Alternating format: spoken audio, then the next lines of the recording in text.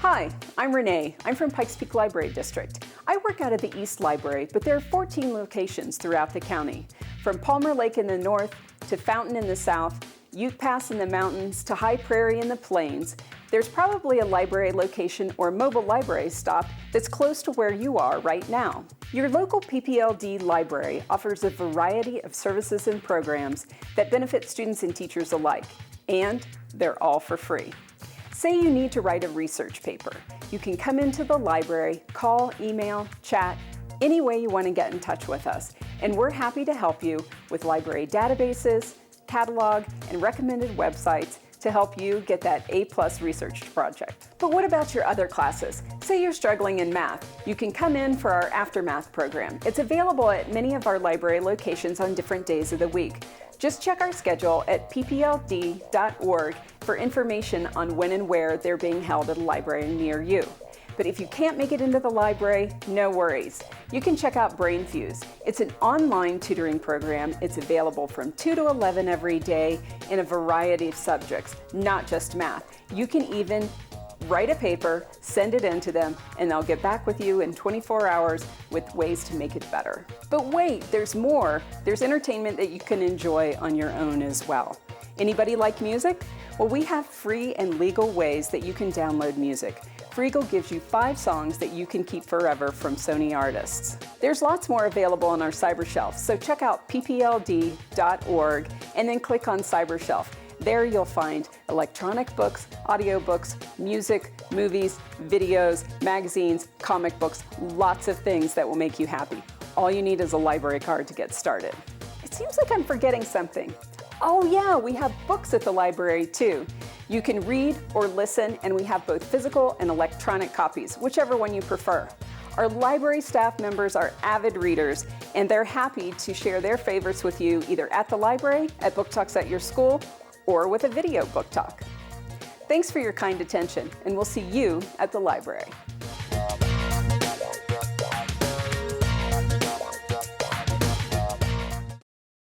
Crush by Gary Paulson. This is a story about a 14-year-old boy named Kevin Spencer. How do I describe Kevin? Well, I'll let him speak for himself. I'm the most romantic guy you'll ever meet. Potentially, that is. I'm only 14, but I've known for as long as I can remember that love makes the world go round.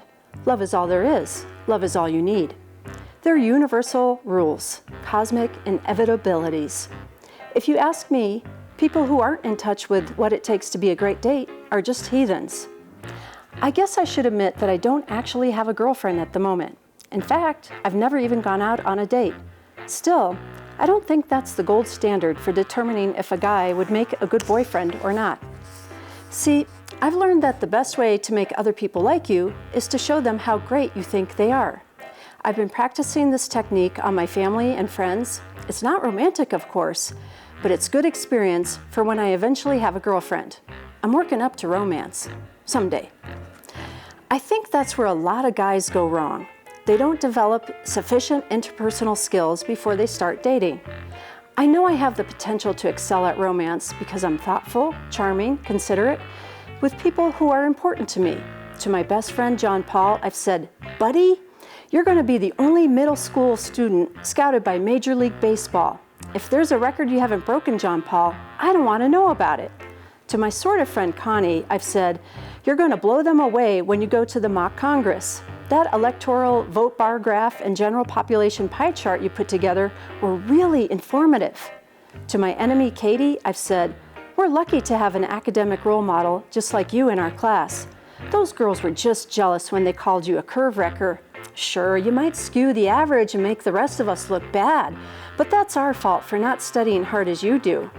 Out of context, this all sounds like I might have been laying it on a little thick, but in the heat of the moment, I was gold. John Paul, Connie, and Katie didn't even know it was happening, but my stock was rising in their eyes during those conversations. I wasn't lying. I don't lie. Not anymore.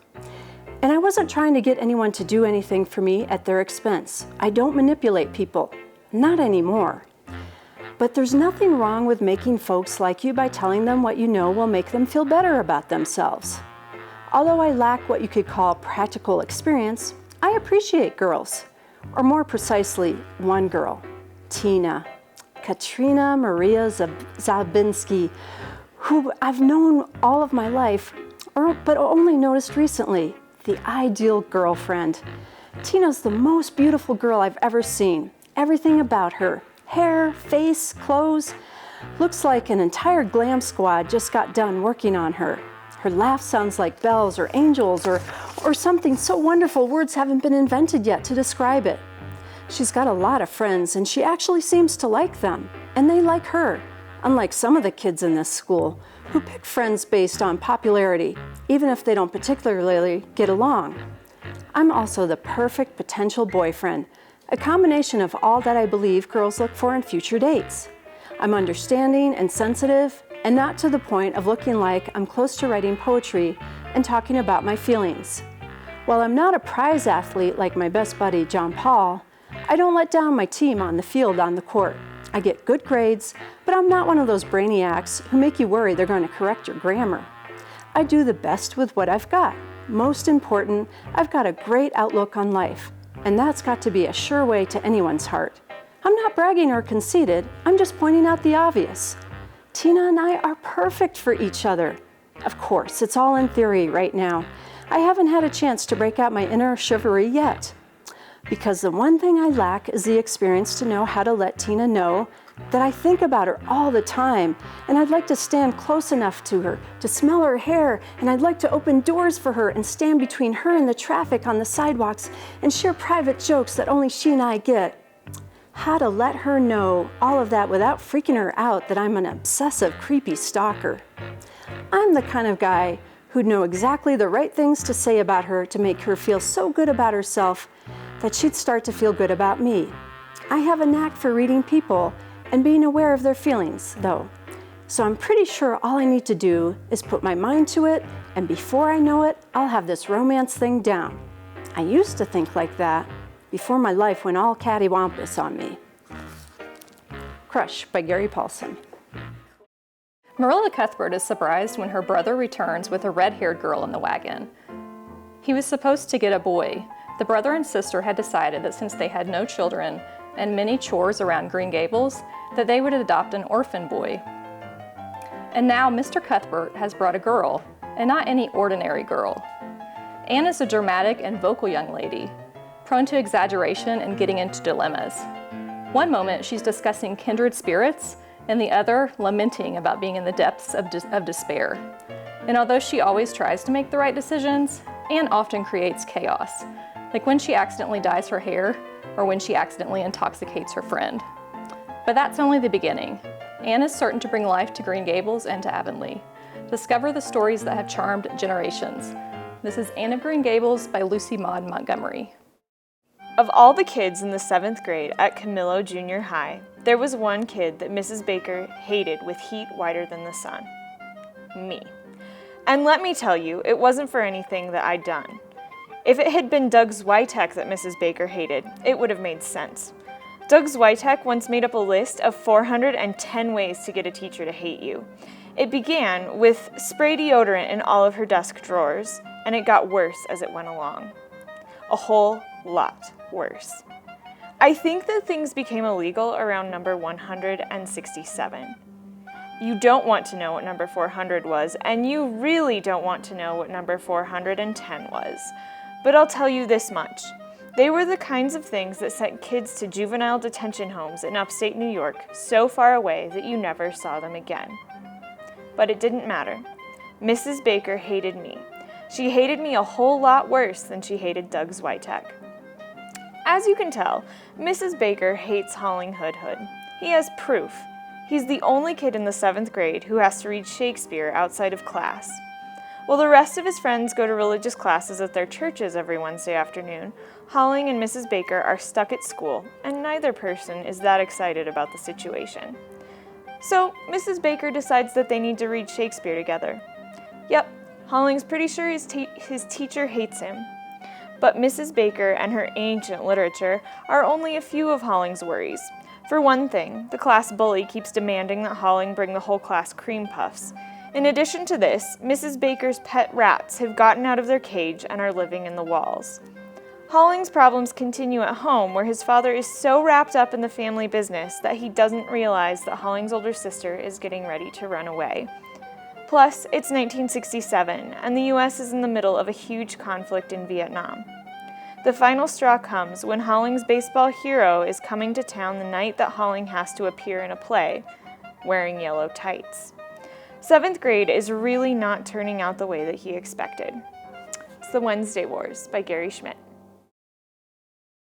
House of the Scorpion by Nancy Farmer. Mateo Alacran was not born, he was harvested. His DNA came from El Patron, lord of a country called Opium, a strip of poppy fields lying between the United States and what was formerly Mexico. Matt started in a petri dish and continued his life in the womb of a cow. He's a boy now, but most others consider him to be a monster. He's a clone, but he's the only one who doesn't know it. He just knows that Celia keeps him hidden away from everyone else in the endless poppy fields. He doesn't know that his intelligence was protected by El Patron. He doesn't know that all the other clones are mindless zombies laboring away in the drug crops in El Patron's estate. El Patron grew up in poverty, and he repeatedly tells Matt the story of how he didn't even have 2 pesos to rub together for him and his family. Now wealthy, powerful, and loathed by everyone, El Patron is 140 years old. Over time, Matt learns that his grandfather has a plan for him. But what does the old vampire have in store for Matt? Read House of the Scorpion by Nancy Farmer. Most of us think of phobias as merely being afraid of something. However, the true definition of a phobia is something that keeps you from doing everyday tasks. It is something you avoid at all costs and has become persistent, excessive, and unreasonable. So with that in mind, I'm going to need you to participate. And I know I can't see you, but I will know. So raise your hand if you think the following phobias are fake. So I'll tell you the phobia and the definition, and you'll raise your hand if you think it's fake. The first one is didascalienophobia, which is a fear of schools. Who thinks that's fake? Raise your hand. That one is actually true. There are people that are so afraid of schools, they can't go. What about hippopotomonstrosesquipedaliophobia? Yes, I had to memorize that. That's the fear of long words. Raise your hand if you think that's fake. That one is fake, so all of you who raised your hands, kudos. What about pagonophobia, which is the fear of beards? Raise your hand if you think that one's fake. That one is true. And friendophobia would be our next one, which is the fear of being asked who goes there, friend or foe. That one is fake. Just listen. Friend or phobia. Ha! Ha! I'm sure that person thought they were very clever. Next one is lupuslipophobia, which is the fear of being pursued by timber wolves around a kitchen table while wearing socks on a newly waxed floor. Raise your hand if you think that one's fake. I hope all of you raised your hands for that, because I don't know anyone who would be afraid of such a thing. It seems pretty far-fetched, but yes, that one is fake. And the last one is going to be urophobia, which is the fear of urination. That one is true, surprisingly. So, Scared Stiff discusses 50 true phobias, including those that I listed above, the fake phobias as well. It gives you the reasons they might exist, possible ways to cure them, famous pop culture references to those phobias, and famous phobics. So one example of a pop culture reference would be The Big Bang Theory. They talk about the episode where Sheldon Cooper is climbing the wall and he gets so scared that he faints and he flies over like this. So that is an example of one of the pop culture references. They also talk about J.K. Rowling and Rupert Grint, who plays Ron in the Harry Potter movies. They are both super arachnophobic, so if you're familiar with those, which I'm assuming most of you would be, at least watching the movies, there's a gigantic spider in one of the books, and Rupert Grint said that was one of the most terrifying moments in his entire life. Abraham Lincoln also has a severe case of dentophobia, which is a fear of dentists, and it's because he had a really bad experience. He went in to get a tooth pulled, and the dentist did do that, but also pulled out a part of his jawbone. So yeah, jawboneless Abraham Lincoln was afraid of the dentist. And there's so many other things that they discuss in this book. So to learn more about these and other phobias, make sure to pick up a copy of Scared Stiff, Everything You Need to Know About 50 Famous Phobias by Sarah Latta. Nation by Terry Pratchett. How does a boy become a man? Is it a certain number of candles on his birthday cake? Or is it when he starts to shave? Or maybe it's like the Aboriginal Australians who go on a walkabout. Well, in Mao's island nation, a boy becomes a man when he gets dropped off at a deserted island, has to make his own canoe, paddle back, and then when he returns to the island of his home, everyone is waiting for him on the beach. They have torches lit, they have a roasted pig, and they give him the tattoo that signifies that he's a man. But what if that doesn't happen?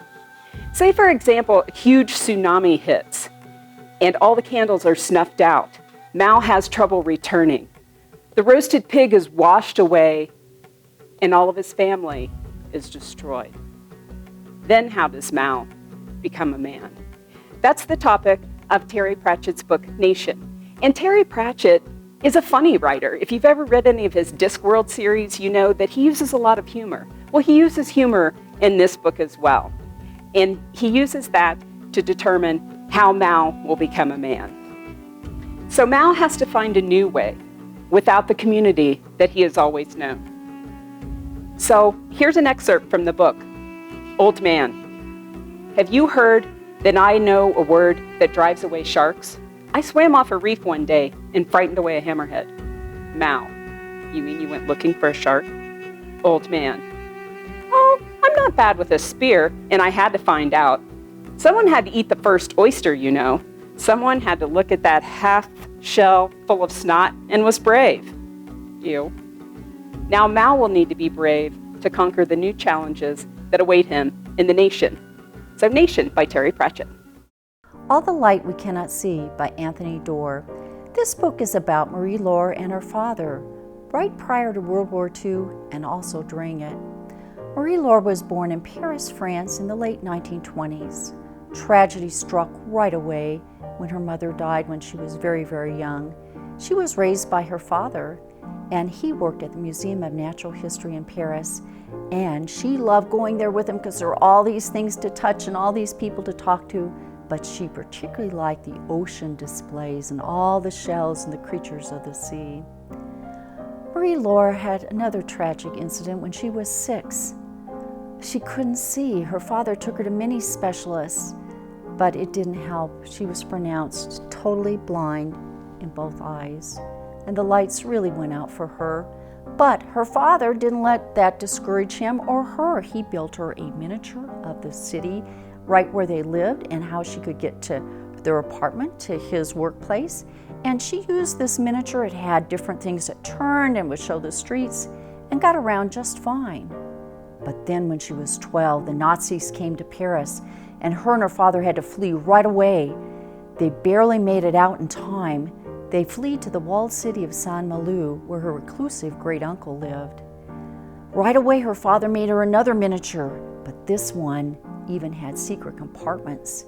But she was able to get around Saint-Malo just fine and was right by the sea, which she actually loved. But then the Gestapo came and they took her father away.